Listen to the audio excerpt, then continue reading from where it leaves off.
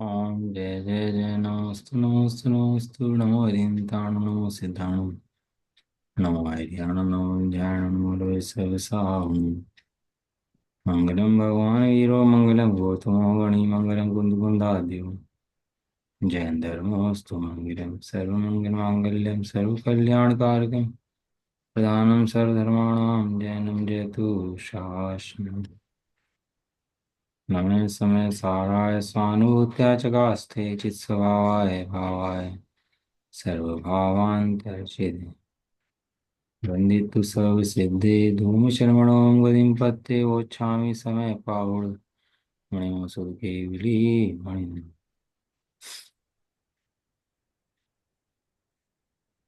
शीर्ष में सार्वजनिक ग्रंथ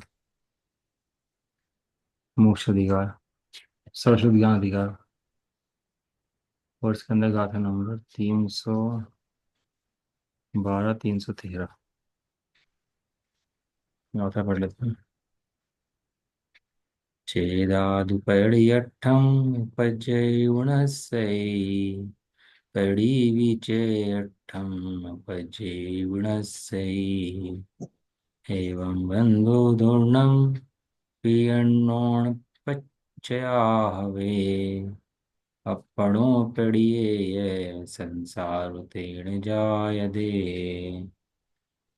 पर जीव प्रकृति के निमित्त जो उपजता नशता रे अरु प्रकृति का जीव के निमित्त विनाश अरुत पाद है अन्योन्य के जो निमित्त से यो बंध दोनों का बने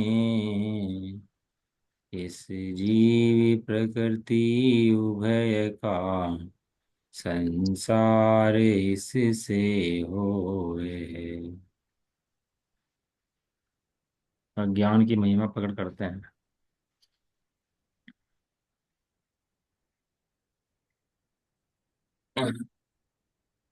पढ़ते हैं गाथा इसकी। गाथा अर्थ हो गया था। ठीक है। यह आत्मा, यह आत्मा माने मैं आत्मा, मेरा स्वभाव अनादिकाल से है और मैं अनादिकाल से ही आत्मा हूँ। आत्मा छोड़कर अनात्मा कभी भी मैं आज तक हुआ नहीं हूँ और अनादिकाल से ही हूँ और ये कर्म भी मेरे साथ अनादिकाल से ही है। तो टोटल में लिखा है कर्म के और जीव के अनादि पन्ने की सिद्धि, क्योंकि सब जीव तो इस पर्याय को अपना स्वरूप मानते हैं ना, कि जो पर्याय प्रकट है मैं ऐसा ही हूँ और इतना ही हूँ। यहाँ जीव कौन है? बनाया होगा किसी ने, भगवान ने बनाया होगा, किसी ने बनाया होगा। और जीव के बारे में नाना कल्पनाएं करता है, लेकिन जैसा जीव का स्वरूप है वैसे नहीं जानता। कल्पना लोक में विचरता है, कल्पना रम्यत, कल्पना लोक में विचरता है, जीव का वास्तविक स्वरूप नहीं जानता। तो कह रहे यह आत्मा, जिस जीव को तू नहीं जानता, जिस जीव से तू परिचित नहीं है, वो आत्मा कैसा है? अनादि संसार से ही। आत्मा कब से है? अनादिकाल से है। कर्मबंध कब से है? अनादिकाल से है। और मोक्ष कब से नहीं है? कि मोक्ष भी अनादिकाल से नहीं। इतनी सारी पर्याय निकल चुकी है अनादिकाल से, इतने भाव धारण कर चुके हैं अपन लोग, लेकिन इस जीव ने आज तक सम्यक के परिणाम नहीं करे, मोह के हटाने के परिणाम नहीं करे।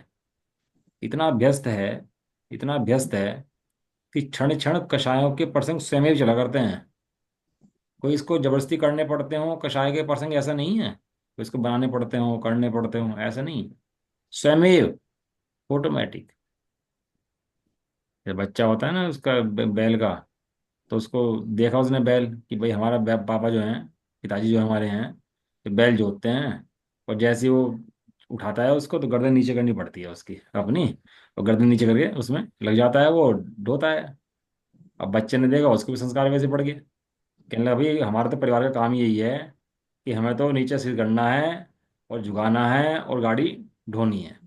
अब ये मान्यता पड़ी हुई है उस चीज की कि सिर झुकाना है, गाड़ी ढोनी है। अब उसके साथ दिमाग काम नहीं करता। जहां गाड़ी आई सिर झुकाया। ऐसे ही कषायों का काम समय चलता रहता है। राग द्वेष करने नहीं पड़ते, सिखाने नहीं पड़ते। कैसे होते रहते हैं? समय चलते रहते हैं। इस जीव को ऐसी मान्यताओं के कारण से, मिथ्या मान्यताओं से, इस संसार का बंधन अनादिकाल से है। और जीव भी कब से है? कि जीव भी, अनादिकाल से। लेकिन अनादिकाल के अंदर दोनों में फर्क है। वो जो संसार है, जो कर्म है, अनादिकाल से तो हैं, लेकिन चेंज होते हैं प्रतिक्षण। प्रतिक्षण क्या होते रहते हैं? चेंज होते रहते हैं। और जीव भी अनादिकाल से है, लेकिन जीव वही का वही, वही का वही है। एक चेंजेबल पोर्शन है, एक नॉन चेंजेबल पोर्शन है इन दोनों के अंदर। जो नॉन नॉन चेंजेबल है वो जीव है, और चेंजेबल है वे कर्म है। ज्ञान के अंदर गे बनते हैं ना अपन, तो व्यवस्था नहीं है ना इसके अलावा। अपन ज्ञान स्वभाव ही हैं। और प्रतिक्षण क्या बनते हैं? गे। अति निकट संबंध है। क्या संबंध है? सबसे निकट का संबंध अगर कोई है तो ज्ञान गे का ही संबंध है। ज्ञान के पर वस्तु से, पर वस्तु के संबंध तो है नहीं। पर वस्तु से संबंध कितना है? मात्र ज्ञान में गे बनते हैं, इतना ही पर वस्तु से संबंध है। ज्ञान और गे क्या है? एक ही जगह पर है, लेकिन एक ही जगह पर होने पर भी ज्ञान अलग है और गे अलग है। अलग है। ज्ञान भी शाश्वत है, गे भी शाश्वत है। ज्ञान भी अनादिकाल से है और गे भी अनादिकाल से है। ऐसा में कभी ज्ञान में हुआ नहीं कि गे ना बने। लेकिन ऐसा ज्ञान गे बनने पर भी गे तो प्रतिक्षण नष्ट हो रहे हैं। गे तो क्या कर बदल रहे हैं ना प्रतिक्षण। कभी कैसे कभी कैसे एक समय बदल जाते हैं ना, गे तो प्रतिक्षण बदल बदल जाते हैं। गे टिकते तो है नहीं। फिर रुकता है गे, बताओ। ये बुरा हो चाहे अच्छा हो। नहीं, सही बात है। फिर रोकना चाहे अच्छे अच्छे गेहूं को तो रखना चाहे, और बुरे गेहूं को हटाना चाहे, तो हो सकता है क्या ऐसा? पॉसिबल नहीं प्रति गे तो प्रतिक्षण बदल रहे, लेकिन ज्ञान है। दोनों ही हैं, एक ही जगह पर हैं, अनादिकाल से हैं। पक्की बात है ना? लेकिन ऐसे दोनों होने पर भी दोनों कैसे हैं? भिन्न भिन्न हैं। कैसे सिद्ध हुआ? कि दोनों के कार्य अलग अलग हैं। ऐसे ही कर्म का जीव से संबंध कब से है? अनादिकाल से है। ऐसा अनादिकाल से संबंध होने पर भी जीव कभी कर्म रूप नहीं हुआ, कर्म कभी जीव रूप। नहीं। अभी जीव क्या करता है कि कषाय कम करने के लिए भागता है, लेकिन वस्तु व्यवस्था नहीं समझता। क्योंकि ये वस्तु व्यवस्था समझे तो कषाय कमजोर पड़े। इस वस्तु व्यवस्था के समझे बिना तो कषाय कमजोर भी नहीं पड़ सकती। दूर होने की बात तो बहुत दूर की बात है। यह आत्माओं से, मतलब मुझे, अनादि संसार से ही। संसार कब से चल रहा? अनादिकाल से। कोई नया संसार नहीं है, अनादिकाल से। अपने और पर से के भिन्न भिन्न। क्या है, जीव को परिचय इंद्रियों का है ना, तो समझता है मैं इतना ही हूँ। और ज्यादा बताओ तो 10-20 भाव पीछे जान लेगा, 10-20 भाव आगे जान लेगा। तो सोचता है मुझे बहुत कुछ पता लग गया। कि जोशी बैठ जाए ना, वो उसके बता दे 3-4 भाव पीछे के अच्छे अच्छे बता दे, और आगे के भाव बता दे 3-4, तो कैसे महिमा आती है उसकी। है कि भाई ज्योतिषी तो मैं है, 10 साल बाद क्या होगा वही बता दिया उन्होंने, तो कमाल कर दिया। लेकिन यहाँ तेरी अनादि अनंत काल की कुंडली कुंडली खोले सर्वज्ञवान बैठे हैं, उन पर भरोसा नहीं होता। नहीं नहीं, अनादि छोड़ो, 2 भाव बताओ मुझे, 2 भाव पहले क्या था मैं। अरे तो अनादि, अरे अनादि छोड़ो, 2 भाव पहले में क्या था, 1 भाव पहले क्या था, इस भाव में मेरा क्या होगा, मुझे तो ये बताओ बस। मुझे सुनना ही नहीं अनादि का। अब बताओ, अनादि अनंत काल की कुंडली सुनना तो अपनी। कुंडली दिखाने का बहुत शौक है ना, हाथ दिखाने का। तो तेरी कुंडली तो सर्वज्ञ देव लेके खोल के बैठे पूरी की पूरी। आज लेकिन तुझे पसंद वो चूरन चटनी है, तो क्या कर सकते हैं? तू उसमें मारा फिरता है। मेरे 2 भाव बाद क्या होगा, मेरे जन्म में क्या होगा मेरा, अरे तेरा अनादि अनंत काल से तेरा क्या हुआ वो तू वो दे। हम्म। अनादि संसार से ही अपने और पर के भिन्न भिन्न, अपना और मैं कौन का, भिन्न भिन्न निश्चित स्वलक्षणों का। स्वलक्षण कैसे हैं? निश्चित है, पहले भी आई थी बात, अभी है अपन की, है ना। तो निश्चित स्वलक्षणों ज्ञान, यानी कि भेद ज्ञान ना होने से इस जीव को, आत्मा को क्या है? भेद ज्ञान नहीं है। अनादिकाल से भेद ज्ञान का अभाव है इसको। वस्तु में तो भेद है, लेकिन उस भेद का ज्ञान नहीं है। क्या कहा? उस वेद का ज्ञान नहीं है। वस्तु में तो भेद है, वस्तु में भेद नहीं है, लेकिन उस भेद का ज्ञान नहीं है। और उस भेद का ज्ञान करना तो कहते हैं भेद ज्ञान। कोई वस्तु कहीं बनानी नहीं है, मात्र जानना है। क्या जानना है? कि वस्तुएं भिन्न भिन्न है, ऐसा जानना है बस। भेद ज्ञान ना होने से दूसरे का और अपना, दूसरे का माने कर्मों का। मूल में सबसे निकट जीव का कौन है? पर द्रव्य से देखो तो सबसे निकट तो ज्ञान की ये संबंध है। उसको तो खुद खुद का गुण हो गया सर्व प्रकाशक। तो उसके बाद निकट में संबंध कौन सा है? कि निकट संबंध है कर्मों का संबंध। सबसे निकट संबंध कर्म। उसके बाद उदय में प्राप्त होते हैं शरीर। उसके बाद में स्त्री पुत्रादिक, कुटुंबादिक, मकान आदि। इस तरह से इस जीव का परद्रव्य से संबंध है। तो दूसरे का और अपना एकत्व का अध्यास। क्या शब्द दिया? एकत्व का अभ्यास। अभ्यास नहीं, हम्म, अध्यास। क्या क्या दोबारा से? एकत्व का अध्यास शब्द दिया, अध्यास। एक होता है अध्यास, अभ्यास, अध्यास, अध्यास में। एक होता है अध्यास।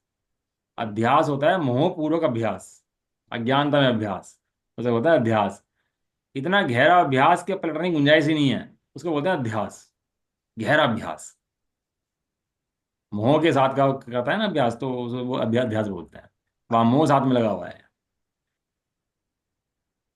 करने से कर्ता होता हुआ है, तो दूसरे का कर्ण कर्तापना पना, तो क्या हो गया? कर्ता होता हुआ प्रकृति के निमित्त से, यानी कर्म के निमित्त से, कर्म प्रकृति के निमित्त से उत्पत्ति विनाश को प्राप्त होता है।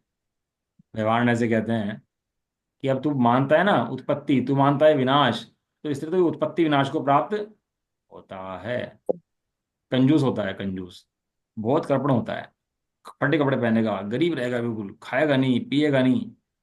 मतलब खाना खाएगा तो घी की बोतल सामने रख लेगा अपने, बोतल में घी, और देख देख के खाना खा लेगा उसको। कह लगा घी घी का पैसे बचा लेगा है। घी की बोतल सामने रखी, खाना खा जाएगा। इतना महान कंजूस। सर, अब बताओ, है तो सब कुछ उसके पास, ये भोगता है नहीं। अब उसे क्या कहोगे? आप सेठ कहोगे कि क्या कर्पण कहोगे? क्या कहोगे उसे आप? गरीब कहोगे क्या? ऐसे ही ये प्रकृति के निमित्त से उत्पत्ति विनाश को प्राप्त होता है, और प्रकृति भी आत्मा के निमित्त से उत्पत्ति विनाश को प्राप्त होती है। शब्द दिया है निमित्त। क्या शब्द दिया? निमित्त। निमित्त। कल बताया था आपको, निमित्त नैमित्तिक संबंध तो कर्ता कर्म संबंध। दो संबंध होते हैं, जीव का स्वयं के राग से कर्ता कर्म संबंध है, और कर्म का परमाणुओं से कर्ता कर्म संबंध है। लेकिन जीव के परिणाम कर्म के निमित्त से खराब होते हैं, ये निमित्त नैमित्तिक संबंध है। और जीव के खराब परिणामों से कर्म बनते हैं, ये कर्मों के साथ निमित्त नैमित्तिक संबंध है। दोनों का आपस में। प्रकृति भी आत्मा के निमित्त से उत्पत्ति को विनाश को प्राप्त होती है, अर्थात आत्मा के परिणाम अनुसार परिणमित होता है। भी लिखा भैया, जीव के परिणाम खराब होंगे, कर्म बन जाएगा। कर्म बन जाएंगे, उदम आएंगे, जीव के परिणाम खराब होंगे, तो चैन तो बनी रहेगी है। फिर जीव को मोक्ष कैसे होगा? ये तो ये ऐसा तो ये संबंध हो तो गया ये, कि ये भाई, तो सर्कल सा बन गया, सर्कल बन गया हाँ फिर ये एक। तो साइकिल बन इससे गया। बाहर गए। अब तो बाहर निकलने का तरीका क्या है फिर? लूप बन गया, लूप। लूप बोलते हैं हाँ, उसको। लूप बन गया। अब लूप बनेगा तो बाहर कैसे निकलेगा? वो उदय आएगा तो खराब परिणाम खराब करेगा, वो परिणाम खराब करेगा तो कर्म उदम आएंगे, कर्म बनेंगे। तो ये हम्म, तो एक लूप सा बन गया। हम्म, प्रोटोम ने बहुत लिखा, आप पढ़ो ना स्वाध्याय करो तो पता लगता है इन चीजों के बारे में कि भाई हम्म, चीज चैन टूटती कहाँ से है। हम्म, उन्होंने कहा कि कर्म का उदय आया और जीव ने परिणाम हम्म। खराब करे, और जीव ने परिणाम खराब करे और कर्म बंधा, तो ये चैन टूटेगी कैसे? तो उन्होंने कहा कि जो कर्म उदय में आया है ना, ये पूर्व में बंधा हुआ कर्म उदय में आया, और जो तेरा परिणाम है ना, वो तेरा परिणाम ताजा है। वो जो कर्म का उदय है बासा है, परिणाम ताजा है, ताजा है। फ्रेश है एकदम। तो कर्म का उदय जब बासा आया तो उसमें जुड़ मत जुड़ ये तेरी मर्जी की बात है। यदि तत्काल ही कर्म का उदय आता, तत्काल ही जीव जुड़ता, तो निकलने की व्यवस्था नहीं थी। लेकिन चूंकि पूर्वबद्ध कर्म उदय में आते हैं और जीव परिणाम में नया जुड़ता है, तो चाहे तो ना जुड़े तो वहां से कर्म टूट जाते हैं। क्योंकि कर्म वही का वही नहीं है, जीव वही का वही है। इसलिए प्रकृति भी आत्मा के निमित्त से उत्पत्ति विनाश को प्राप्त होती है, अर्थात आत्मा के परिणामानुसार परिणमित होता है। इस प्रकार यद्यपि वे आत्मा और प्रकृति के कर्ता कर्म भाव का अभाव है। क्या लिखा? कर्ता कर्म भाव का अभाव है। आत्मा का कर्म के एक में एक पना नहीं है। ये जितनी उदय की अवस्थाएं हैं ना, जो कर्म पढ़ा रहे शाम को, ये इसलिए पढ़ा रहे हैं। कर्म कर्म में है, कर्म जीव में नहीं है। नहीं। तथापि फिर भी परस्पर निमित्त नैमित्तिक भाव से दोनों के बंध देखा जाता है। दोनों बनते हैं। इससे संसार है, इसी का नाम संसार है। और इसी से उसके आत्मा और प्रकृति के कर्ता कर्म का व्यवहार है। व्यवहार कहाँ से कर्ता कर्म कहा जाता है? कर्ता कर्म उनके वास्तव में है नहीं, निमित्त नैमित्तिक है। और कह रहे इसी का नाम संसार है। इसके अलावा कोई सोचता हो कि भैया मैं तो ऐसा करता हूँ ऐसा करता हूँ, संसार इससे है, इसका नाम संसार नहीं है। ये मान्यताओं के महल अंदर में खड़े हैं ना, मिथ्या मान्यताओं के। क्या? कि कर्म मेरा करता है और मैं कर्म का करता हूँ, ये जो मान्यता जीव की है। अपना खंड क्या एक स्वभावी आत्मा है ना अपन तो। अपन तो एक अमूर्तिक चैतन्य मूर्ति है कि नहीं है? ऐसा पता लग गया ना अब तो, ये बात तो है तो शास्त्रों के समय सार जी के उपकार से इतना तो पता लग गया ना कि भाई हमारा तो कर्म नहीं है, हम ये शरीर नहीं है, हम इस तृप्तादि नहीं है। भले ही परिणाम होते हों, भले ही क्षोभशम हो, भले ही सब कुछ हो, भले ही मंदता हो, भी सदमस्त हो, तो भी पता लग गया ना अपन तो कि वो चैतन्य मूर्ति आत्मा है। हैं? और कैसे हैं? तीन लोग तीन काल को जानने वाले अखंड गायक परमात्मा हैं, अनंत शक्तिधारी हैं। पता लग गया नहीं लग गया ये बात तो? हम्म? अब ये बताओ, ये ज्ञान स्वभावी आत्मा शुद्ध ज्ञान वाला है, इस शुद्ध ज्ञान वाले आत्मा के अंदर कर्मों का बंध है कि नहीं है? कर्म साथ में उसके नहीं। है कि नहीं है? हम्म। कर्म है साथ में। एक क्षेत्राभास है। वास्तव में एक क्षेत्र में रहें, एक क्षेत्र में तो भाई साहब 6 द्रव्य रहते हैं। एक क्षेत्र के अंदर तो छह द्रव्य। अगान शक्ति है उनकी 6 द्रव्य की रखने की, एक क्षेत्र की, एक प्रदेश की। अब वो जब प्रवचन सार जी के अंदर करता है ना प्रदेश कल्पना, ऊर्ध्व प्रत्यय, तिर्यक प्रत्यय, जब वो बताया तो उसके अंदर बताया कि एक एक प्रदेश के अंदर सारे द्रव्य समाहित हो जाएं, ऐसी शक्ति एक प्रदेश के अंदर है। अब ये तेरे प्रदेशों में नहीं रहते, आकाश के प्रदेशों में रहते हैं। ये कर्म कहाँ रहते हैं? मेरे प्रदेश में क्या आकाश के प्रदेशों में? आकाश के। वहां जो संबंध बताया, एक क्षेत्राव का संबंध बताया है, तो एक क्षेत्राव का संबंध वो तेरा नहीं, वो आकाश के द्रव्यों के अंदर तुम एक क्षेत्र में रहते हो वो संबंध है। लेकिन संश्लेष संबंध रहता है, एक क्षेत्र में कुछ काल काल तक रहते हैं, फिर चले जाते हैं। जो आते हैं चले जाते हैं, यात्री हैं ट्रेन के अंदर, बैठते हैं और जहाँ ट्रेन उतर जाती है वहाँ उतर जाते हैं। तो वो संबंध है, संबंध बन गया उनके इस चीज से, थोड़ी देर बात भी कर लेते हैं। एक आकाश के द्रव्य के ऊपर मैं भी हूं, और उसी आकाश के द्रव्य पर कर्म भी है। और कर्म का उदय कर्मों के अंदर है, और मेरा उदय मेरे अंदर है। दोनों के दोनों भिन्न भिन्न है, एक साथ रहते हैं तो रह जाएं। उससे फर्क क्या पड़ा? जीव घटा कि कर्म बढ़ा? क्या हुआ उससे? कुछ कुछ नहीं नहीं। हुआ। कर्म कर्म में रहा और जीव जीव जीव में। में रहा। इसलिए कहा पूरब कर्म उदय में आके दिखाई गई, तिनका ना करता, तिनको तमासगीर है। पूरब का कर्म उदय में आकर नाटक दिखाता है। कैसे का नाटक दिखाता है बताओ? तिनका ना करता, तिनको तमास। वो रत्नचूल और मृगचूल नाम के दो देव बैठे ऊपर देवगति में। वो पता लगा राम लक्ष्मण भाइयों में दोनों में बहुत प्रेम है। तो कहने लगे अच्छा कैसा प्रेम हो सकता है भैया, चलकर देखते हैं ऐसा कैसा प्रेम हो गया। तो ऐसा हुआ और लक्ष्मण जी को वहां पर गए और वहां महल के अंदर सारी रानियों को रोने लगी। ऐसे ही विक्रिया कर देते हैं देव लोग। सारे ऐसे महल में ऐसा हो गया, सब रानियां रो रही हैं रामचंद्र जी की, और सब महल में वैराग्य का वातावरण कर दिया। और लक्ष्मण से आके बोले कि भैया तुम्हारे जो भाई रामचंद्र हैं वे मर गए। इतनी बात सुनते ही लक्ष्मण ने हा भी, हाय भी पूरा नहीं बोल पाया, हा बोला और प्राण त्याग दिए। इतनी सी बात सुनते ही, इतना प्रेम भाइयों के अंदर है। मिलता नहीं है भाइयों में देता प्रेम, प्रेम सब गायब हो गया। वो एकदम मर गया हा करते ही। और रामचंद्र जी आए तो उन्हें तो यकीन नहीं हुआ कि लक्ष्मण मर गया। 6 महीने तक लास्ट डे ले घूमते रहे उसकी लेकर सिर पर। बताओ। उधर वो रावण के जो थे ना, शंभू, शंभू के भाई का बेटा, वो, उसने पता लगा रामचंद्र जी विवाह हो गए हैं, इंद्रजीत के लड़के को, और खुद चढ़ाई कर दी अयोध्या के ऊपर, रघुवंशियों के ऊपर कि भाई रघुवंशियों को नाश करेंगे। चढ़ाई कर दी। तो जब चढ़ाई कर दी तो उधर भी दो देव थे, जटायु का जीव, कृतांत वक्र का जीव, दोनों सोरे में बैठे हैं। उन्होंने देखा कि ये तो मामला गड़बड़ हुआ पड़ा भैया सारा सारा। यहाँ तो वे रामचंद्र जी तो बेवान हैं, और इन्होंने आक्रमण कर दिया। तो वे लोग दोनों ऊपर से आए और उनकी सेना को बेहोश कर दिया पूरी को, और नहीं भगा दिया वहां से। जब वे दोनों भागे वहां से, तो उन्हें इतनी शर्म आई कि कुंभकर्ण, वो जो कुंभकर्ण है, कुंभकर्ण नहीं, विभीषण, विभीषण को क्या मुंह दिखाएंगे?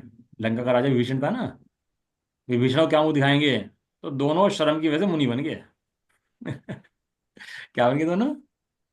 मुनि बन गए। नहीं वही एक पढ़ बार गए। बताओ, ये तो शीतलाचार्य तो पनप गया हमारे यहाँ। शीतलाचार्य तो पनपा हमारे यहाँ, जब कुंदकुंदाचार्य आदि मुनिराज हुए ना, जब श्वेतांबर मत की स्थापना होगी, तो शीतलाचार्य तो जब पनपा। इससे पहले मुनिराज में शीतलाचार्य नहीं था। यदि मुनि बनते तो भावलिंगी से ही मुनि बनते थे, ऐसे कोई द्रव्यलिंगी नकली मुनि नहीं बनता था। ये तो शीतलाचार्य बहुत ज्यादा पनप गया।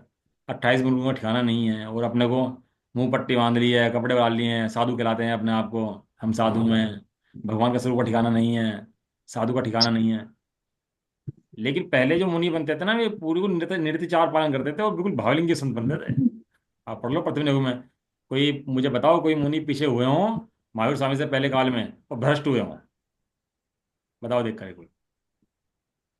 वहां वो दीपायन मुनि ने भी, जो सर वो हुए ना, जो पुतला निकला, तो भावलिंग के संत थे। वे भी द्रवलिंग के संत नहीं थे। बताना देख के मुझे कोई, किसी का नाम आया हो। अब वो उन्होंने वो शर्म के मारे वो मुनि दीक्षा धारण कर ली, लेकिन शर्म नहीं थी, वो भावलिंगी संत थे। बच्चा भी माँ के डर से पढ़ने बैठ जाता है, और डर भी अच्छा है।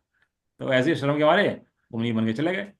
और वो देखो परिणाम कैसे होते हैं। कहाँ वो आक्रमण कर रहे, कहाँ वो आकर मुनि बन गए, कहाँ रामचंद्र जी लाश ठाव फिर रहे हैं, और कहाँ उसके बाद वो होश में आ गए। ऐसी सब दशाएं किसकी हैं ये सब दशाएं किसकी हैं? एक पर्चा फाड़ दिया। ये सब दशाएं कर्मों की हैं, जीव की दशाएं नहीं। नहीं है। जीव तो अखंड गायब परमात्मा है। ऐसी दशाएं दिखा करके ये बताया, हे जीव, जितने तेरे कर्म के उदय परिणाम आते हैं तो सबसे भिन्न रहना। किसी में लग मत जाना, अपना मत मान लेना किसी परिणाम को। जहां अपना परिणाम को मानेगा, तो कर्म का कर्तापन का दोष आएगा। तो कर्तापन के दोष आती मिथ्या का दोष आएगा, और अनंत काल का संसार बन जाएगा। समझ में आया? सबसे निकट का संबंध जीव का किससे है? कर्मों से। और कर्म किसके हैं? पुद्गल के। तो साथ में रहते हैं रहने दो, आते हैं आने दो, जाते हैं जाने दो। हैं? कैसे रहो? एक गायक मात्र। ये जो भावलिंगी, ये द्रविणलिंगी मुनि बन का जो वर्णन किया है ना, जो द्रविणलिंगी मुनि बन जाते हैं और सब जंगल में जाके बैठ जाते हैं, और 28 मुर्गों का पालन भी करते हैं, और ऐसा परिणाम हो जाते हैं कि इतने मन कसाई हो जाते हैं, बहुत मन कसाई जीव हो जाता है वो। तो स्वर्ग में जाता है ना, तो बहुत मन कसाई जीव पड़ जाता है, बहुत मन कसाई पड़ जाते हैं जीव को उसको। लेकिन उसमें दिक्कत क्या है कि वो कर्मों का कर्ता मानता रहता है अपने को अंदर में बैठा हुआ। क्या करता रहता हम्म, है? करता मानता रहता है। अपने को कर्मों का कर्ता मानता रहता है। और करने वाला। कर्मों का कर्ता मानने से भयंकर पाप का बंध होता है कर्तापन जो अंदर में मानता है बैठ करके। आया ना दृष्टांत उदाहरण शास्त्र में, तंदुल मच का। कि महामच होता है, महामच के कान के अंदर एक तंदुल मच बैठता है। वो छोटा सा मच होता है, और वो पंचेंद्रिय जीव होता है। तो महामच मुंह फाड़ता है, सोता है तो मुंह फाड़ता है। वो इतना बड़ा होता है जब अपना भारत देश, इतना बड़ा मगरमच्छ होता है, और शंभुरुमुर्ग समुद्र के अंदर होता है, और समदृष्टि जीव होता है। ऐसा। और मुंह फाड़ता है, और मुंह फाड़ता है तो मछलियां आती है बहुत सारे अंदर, मुंह बंद करता है तो मछलियां निकल जाती हैं सारी मुंह से पानी के अंदर। तो तंदुल मत सोचता है, कहना कितना बेवकूफ है यो। यदि मैं इसकी जगह होता ना, तो एक मछली नहीं छोड़ता, एक ही मछली नहीं छोड़ता। खाता कर्म एक बांध। नहीं, खाता एक नहीं, और पाप कितना मानता है? बहुत सारा। सभी का बांध लिया। और नरक जाता है मर के वहां से। जीव को यहाँ मिथ्यात्व का पाप दिखता ही नहीं वास्तव में। जो कर्ता कर्म पने की दृष्टि जो है ना, वो दिखती नहीं यहाँ पर। कि मैं काम क्या गलत चल रहा है, ये तो पता लगे कि ये गलती चल कहाँ रही है। गलती परिणामों में नहीं है, गलती क्रिया में नहीं है। तो क्रिया सुधार लेता है, वह ठीक है। परिणाम सुधार लेता है, वह तो ठीक है। ये तो संस्कार जीव का अनादिकाल से है। अब ये क्रिया सुधारो परिणाम सुधारो, क्रिया सुधारो परिणाम सुधारो, है। ये तो अनादिकाल से जीव को संबंध है। लेकिन भाई साहब यहाँ तो कहते हैं कर्ता कर्म की बुद्धि सुधारो। ये तो कर्म का कर्ता अपने को मानता है, दुर्बुद्धि है, मिथ्या दृष्टि है, महाघोर घनघोर बुद्धि है ये। इस स्वयं का हिंसक है। कह रहे ना यहाँ पर ये बात, ये लिखी ना, इससे संसार है, ठीक है ना। और इससे ही ये जो मान्यता तेरे अंदर पड़ी हुई है, इन्हें ये संसार है, और यही बंध का मूल है। इसके अलावा बंध कहीं भी होता नहीं है। नहीं। नहीं। अब ये जीव को लगता है मतलब छोड़ दूं, त्याग कर दूं, सब छोड़ दूं तो मेरा बंध रुक जाएगा। हैं? तीर्थ यात्रा कर लूंगा, अच्छा अच्छा बोलूंगा, तो बंध रुक जाएगा। इससे बंध का कोई संबंध नहीं है, इसका संबंध पुद्गल कर्मों से है। तेरे जीव द्रव्य से कोई संबंध इनका। नहीं है। ये सब कर्म को देकर परिणाम है। तेरा परिणाम तो ज्ञायक परिणाम है। ऐसे ज्ञायक को देखते ही कर्मों से भिन्न देखना, कर्मों को उधर से भिन्न देखना, ये वास्तव में ज्ञानी का लक्षण है। भावार्थ, आत्मा के और ज्ञानावरणादि कर्म की प्रकृतियों के परमार्थ से कर्ता कर्म भाव का अभाव है। वो व्याप्य व्यापक कर्म का अभाव है। न कर्म उसमें व्याप्ता, न कर्म जीव में व्याप्ते। दोनों में व्याप्य व्यापक भाव का अभाव है। जीव के अंदर व्याप्ता है ज्ञान। क्या व्याप्ता है जीव के अंदर? ज्ञान। ज्ञान। तो कर्मों में क्या व्याप्ता है? कर्मों में ज्ञान थोड़ा है, कर्मों में तो क्या व्याप्ता है? कर्मों में व्याप्ता है पुद्गल। पुद्गल। अच्छा, कर्मों में पुद्गल भी आता है। कर्मों में पुद्गल व्याप्ता है, स्पर्श रस गंध वर्ण व्याप्ता है पुद्गल कर्मों के अंदर। और जीव के अंदर ज्ञान व्याप्ता है। और जो स्पर्श रस गंध वर्ण गुण किसके हैं? पुद्गल के। उद्गल। ज्ञान गुण किसका है? जीव का। जीव का। दो द्रव्य है कि एक द्रव्य है? द्रव्य में ज्ञान अलग है, जीव अलग, जीव अलग नहीं, जीव और ज्ञान तो एक ही है। दो द्रव्य अलग अलग, पुद्गल द्रव्य अलग हो गया, अब जीव द्रव्य अलग हो गया। अलग हो सिद्धांत गया। पढ़ने का ये फायदा है। अब सिद्धांत तो पढ़ लिए, अब जीव पुद्गल अलग दिखाई दिया नहीं, तो सिद्धांत भाई साहब पढ़े ही नहीं है। ये तो आचार्य कुंदकुंद देव ने ये बातें लिखते तो सिद्धांत पढ़ जाते, मर्म निकलता। ये मर्म निकला इन चीज इन बातों से है। इसलिए प्रकृति के प्रमाण से कर्ता कर्म का भाव का अभाव है। तथापि परस्पर निमित्त नैमित्तिक भाव के कारण बंध होता है। इससे संसार है, और इसी से कर्ता कर्मपन का व्यवहार है।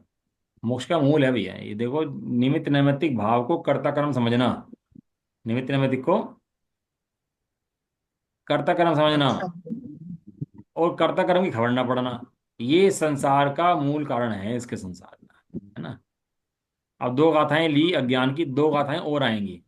जैसे नचारे कहा था, चार गाथाएं लिखेंगे। अब जब तक यह कहते हैं कि जब तक आत्मा प्रकृति के निमित्त से उपजना विनशना ना छोड़े, जब तक पुद्गल को भिन्न ना देखे, पुद्गल से भिन्न अपने ज्ञायक द्रव्य को ना देखे, तब तक भाई हमारा संसार कब तक चलेगा? है लोग पूछते ना आगे कि जब हम बताओ हम समदृष्टि हैं कि नहीं है, हैं? तो क्या क्वेश्चन पूछेंगे ज्ञानी से कि हमारा निर्णय कर दो, क्या समदृष्टि? बस तेरे समदृष्टि का तुझे पता नहीं लग रहा भाई कि समदृष्टि है कि नहीं है? कि नहीं, हमें पता नहीं लग पा रहा समदृष्टि है कि नहीं है। हमें तो समदृष्टि बताओ, समदृष्टि है कि नहीं है, बता दे भाई। तू पर द्रव्य का करता अपने को मानता है कि नहीं मानता? ये कर्मों को तुम्हें सही आदमी मिले हैं, इनको तुझे लगता अपना लगता है कि नहीं लगता? है? तेरी मान्यताएं कैसी हैं इस बारे में? तो खुलासा हो जाएगा, तू अंदर जाकर देख ले। यदि ये मान्यता तेरी है तो मिथ्या दृष्टि है, और ये मान्यता तेरी नहीं है तो समय दृष्टि है। इसलिए जब तक आत्मा प्रकृति के कर्म के निमित्त से उपजना विष्णु ना, मतलब प्रकृति उपजे विन से है, और ये ना उपजे विन से, ये कायम में रहे, अपने ध्रुव ज्ञायक स्वभाव में रहे। प्रकृति का स्वभाव क्या है? उपजना विनशना है ना प्रकृति का स्वभाव, कर्म का स्वभाव।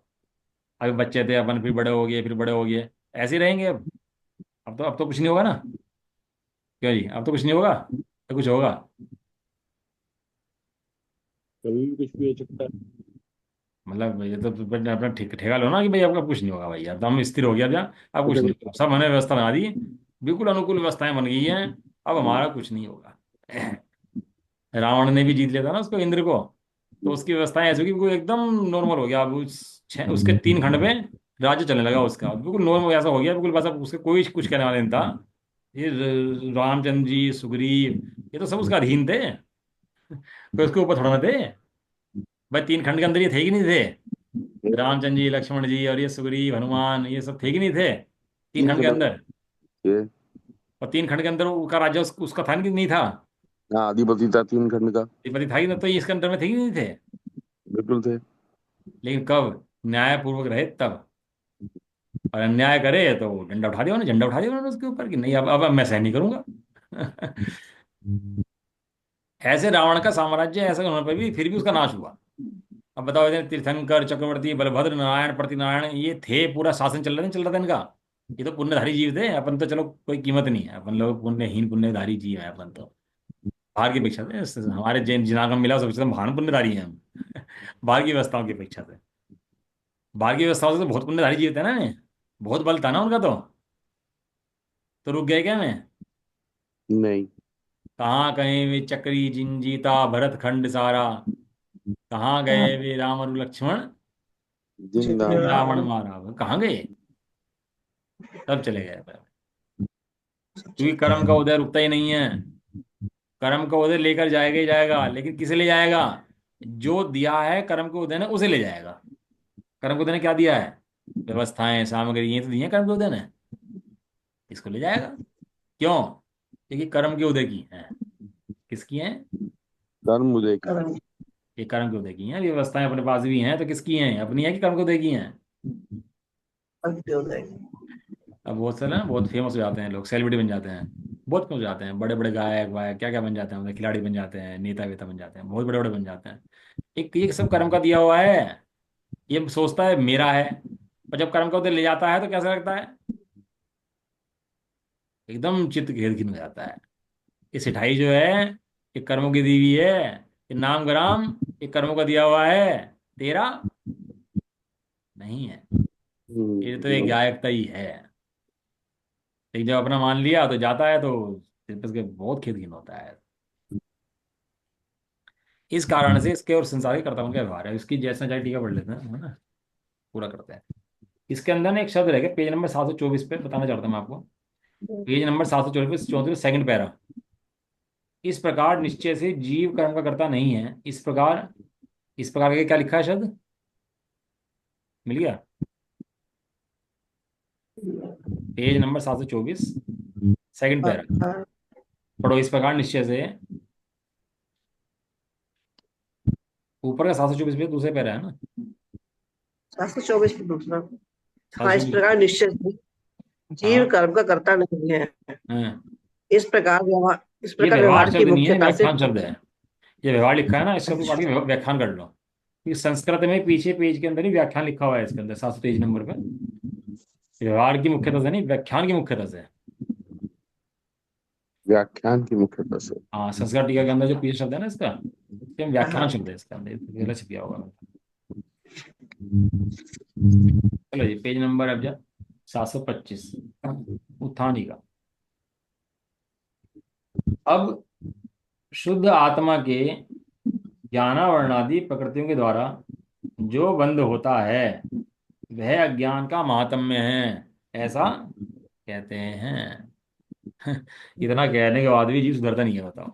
इतने यहाँ तक पढ़ लेते हैं, समाचार पढ़ लेता है, जैन धर्म पढ़ लेता है, भगवान के पास आ जाता है, तो भी सुधरने तैयार नहीं है।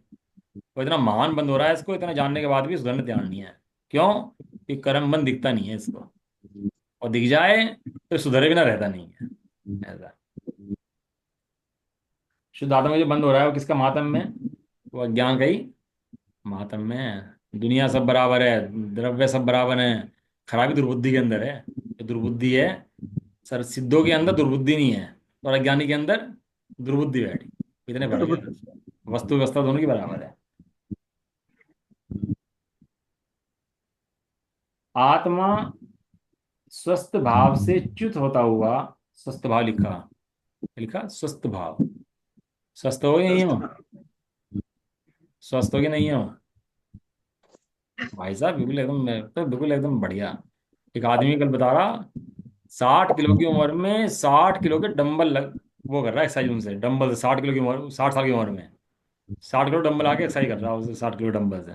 रीढ़ की हड्डी से रखी। और रीढ़ की हड्डी से रखते ही हो बढ़ गया भाई साहब, मतलब जिंदगी तहस नहस होगी उसकी पूरी की पूरी। अब कह रहा मैं स्वस्थ हूँ, मैं इतना पहलवान हूँ, ऐसा हूँ। ये तो काय का पहलवान है भाई तू। सड़क की हड्डी तेरी। अरे स्वस्थ है कि नहीं है? स्वस्थ का संधि विच्छेद कर दो तो अपना आप अर्थ निकल जाएगा इसका। क्या स्वस्थ का संधि विच्छेद? स्व प्लस अस्त। स्व प्लस स्थित। स्वयं में स्थित है कि नहीं है? स्वयं में स्थित नहीं है तो अस्वस्थ है, और स्वयं में स्थित है तो स्वस्थ है। सीधा वही है। स्थित होता हुआ जब वहां से हटता है तो प्रकृति या कर्मोदय के निमित्त से विभाव परिणामों से उत्पन्न होता है और विनाश को प्राप्त होता है। यहाँ जो उत्पन्न और विनाश लिखा था ना उन्होंने, आचार्य देव ने, या खुलासा थोड़ा तोड़ दिया उन्होंने। उसके लिए विभाव परिणामों से उत्पन्न होता है, विनाश होता है। ऐसे जीव द्रव्य उत्पन्न होता हो, जीव द्रव्य विनष्ट हो, ऐसा नहीं है जैसे बौद्धमती मानते हैं। बौद्धमती क्या मानते हैं? नया नया उपजता है विनष्ट जाता है, उपजता है विनष्ट जाता है। और सांख्यमती मानता है कि इसमें पर्याय नहीं होती, द्रव्य तो कूटस्थ है, इसे पर्याय तो हवा में हो रही, होती नहीं पर्याय। दो दो मत हैं, बौद्ध मत और सांख्य मत। बौद्ध मत तो मानता है नित्य उपजता है, लेकिन यहाँ नित्य नहीं उपजता, पर्यायों से उत्पन्न होता है, पर्याय से विनष्टता है। ये कैसी पर्याय से? पर के आधीन पर्यायों से। प्रकृति भी, यानी कर्म भी, चैतन्य में कार्य जीव संबंधी रागादि परिणामों के निमित्त से ज्ञानादि ज्ञानावर्णादि कर्म पर्यायों से उत्पन्न होती है, विनाश को प्राप्त होती है। ज्ञानावर्णी ज्ञानावर्णी से नहीं बनता, दर्शनावर्णी दर्शनावर्णी से नहीं बनता, मोहनी है मोहनी से नहीं बनता। कहाँ से बनते हैं? अंतराय अंतराय से नहीं बनता। ये सब जीव के परिणामों से बनते हैं, खुद से नहीं बनते हैं। समझ में आया? ज्ञानावर्णादि ज्ञानावर्णी आदि काम को नहीं मानता। कौन मानता है? जीव रागादि विभाव करता है तो ज्ञान गणादि कर्म आकर्षित होता है उससे, ऐसा।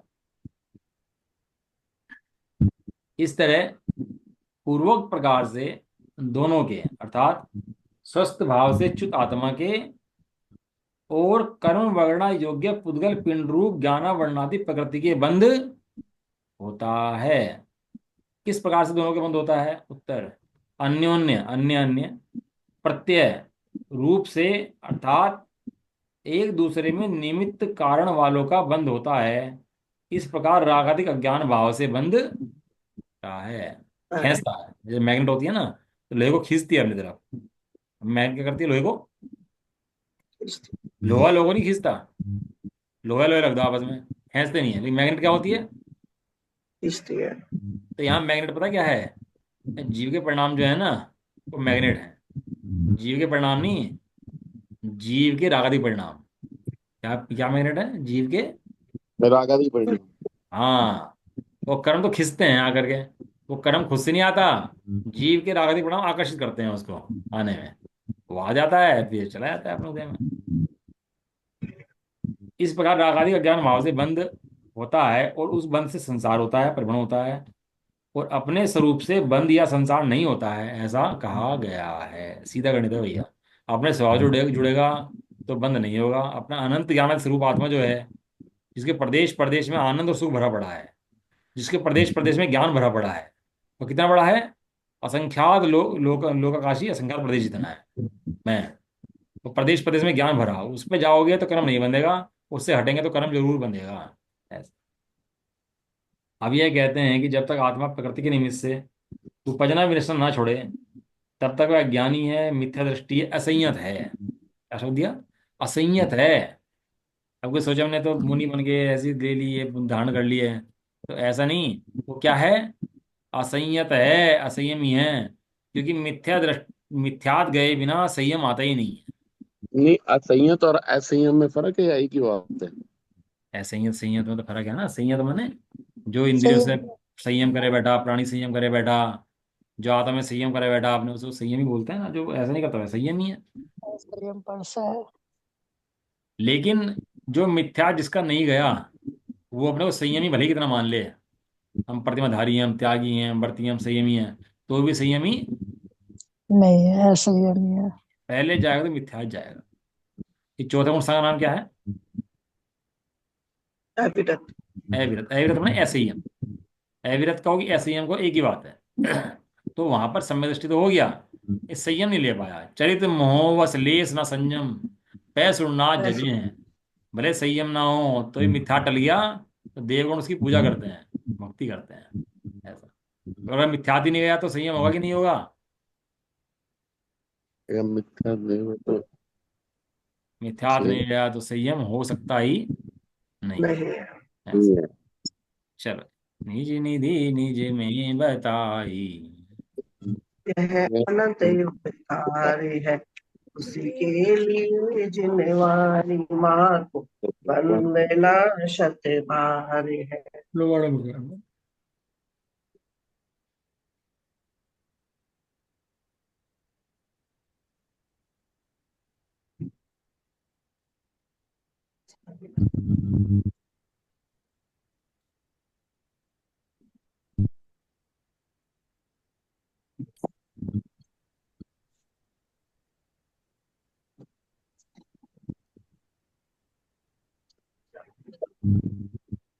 जय बोलो दार्शनिक माता की। जय हो। जय हो। महान जैन धर्म की। जय हो। जय हो। एक साथ बोलिए। जय जिनेन्द्र। जय जिनेन्द्र। जय। हो जय।